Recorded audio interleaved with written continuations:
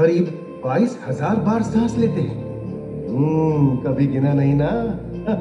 और क्या ये भी कि आपकी अगली सांस के लिए जरूरी ऑक्सीजन का मिलना इस बात पर निर्भर है कि आपसे मीलों दूर किसी समुद्र में एक बड़ी सी शार्क मछली एक छोटी सी मछली को खा पाएगी या नहीं। क्यों, यकीन नहीं होता ना? चलिए कोई नहीं, आइए आपको ले चलते हैं एक ऐसी दुनिया में जो आपसे हजारों मील दूर होकर भी आपके अस्तित्व का आधार है।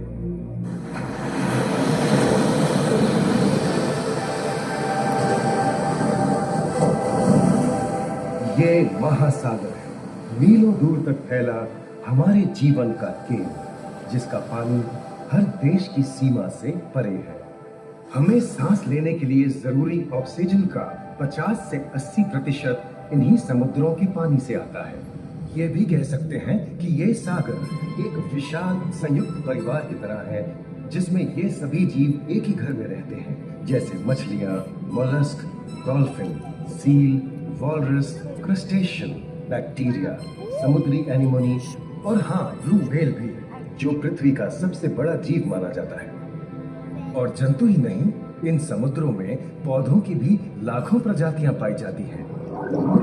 इन विशाल समंदरों का पानी हमारी पृथ्वी का लगभग 3/4 हिस्सा है। इस धरती पर 5 बड़े महासागर हैं: आर्कटिक, अटलांटिक, हिंद, प्रशांत और दक्षिणी महासागर। ये सागर इतने महत्वपूर्ण हैं कि इनका तापमान और लहरें दुनिया के हर हिस्से के मौसम पर असर डालते हैं, चाहे वो मौसम कितना ही खतरनाक क्यों ना हो।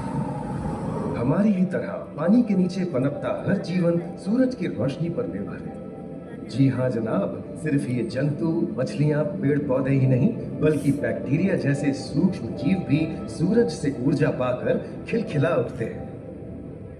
ये देखो मिस्टर ऊदबिलाव, कितने मजे ले रहा है। देखा इसे, अपने चेहरे की पोजीशन ऐसे बदल रहा है जैसे किसी स्पा में स्टीम ले रहा हो। और वो चली मैडम व्हेल इठलाते हुए सनबाथ लेने। और ये जोकर मछली यानी क्लाउन फिश, ये तो गाना भी गाती है भाई, बिना किसी सुल्तान के।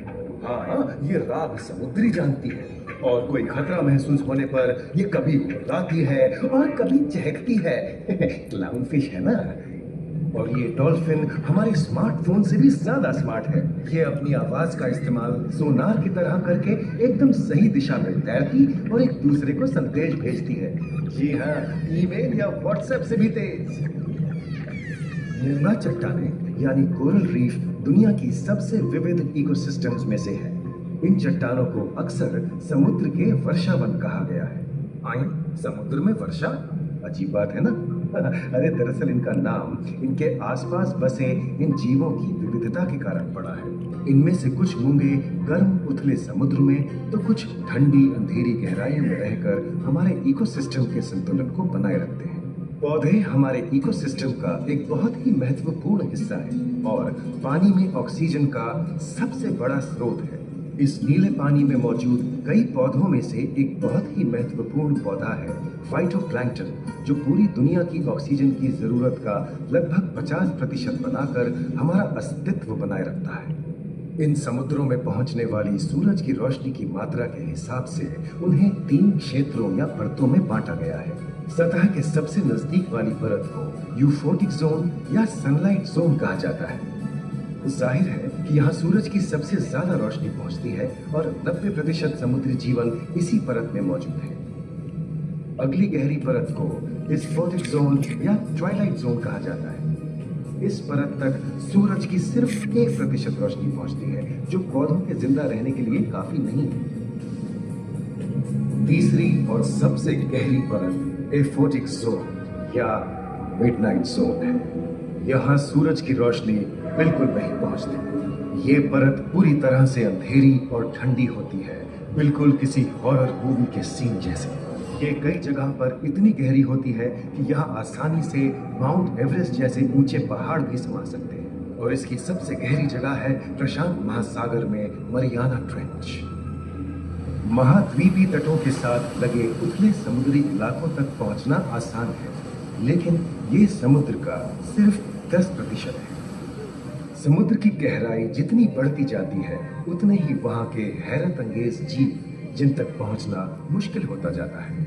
ये समुद्री जीव पहले तो अपनी खूबसूरती से आपको झलते हैं और फिर अचानक एक खतरनाक रूप ले लेते हैं जिनसे बचना मुश्किल ही नहीं नामुमकिन है। पर ये क्या, अचानक ये रोशनी कहां से आई? ओहो, ये तो जेलीफिश का झुंड है जिनकी रोशनी एकदम डिस्को लाइट की तरह लगती है। वाह, ये हुई ना बात। अब सभी बड़ी छोटी मछलियां इन चमचमाती डिस्को लाइट को देखकर पार्टी करने आएंगी। और फिर यही रोशनी उन्हें बेरहमी से दबोचकर उनका शिकार करके अंधेरे में वापस गायब हो जाएगी। लेकिन सभी शिकारियों को छलावे से लुभाना नहीं पड़ता। सबसे घातक शिकारियों में से है शार्क, जैसे ग्रेट व्हाइट और टाइगर शार्क। शार्क आमतौर पर सूरज ढलने के बाद अंधेरे में शिकार पे निकलती है समुद्री जीवों का यमराज बनकर। आज तक शार्क की 500 से ज्यादा प्रजातियों का पता चल चुका है। ये हर तरह के खुले महासागरों में, मूंगे की चट्टानों में, आर्कटिक की बर्फ के नीचे और समुद्र की अंधेरी गहराइयों में पाई जाती है। और ये है समुद्री घोड़ा, जो तबड़क तबड़क नहीं, छप छप छप छप करता है, यानी दौड़ता नहीं, तैरता है। हमने इन समुद्रों के बारे में बहुत कुछ जाना है, पर अभी भी बहुत कुछ जानना बाकी है। ये सागर गहरे और विशाल, ठंडे और अंधेरे में डूबे होते हैं। इन गहराइयों में पनपने वाली 17,000 से अधिक प्रजातियां मानो किसी कल्पना से कम नहीं।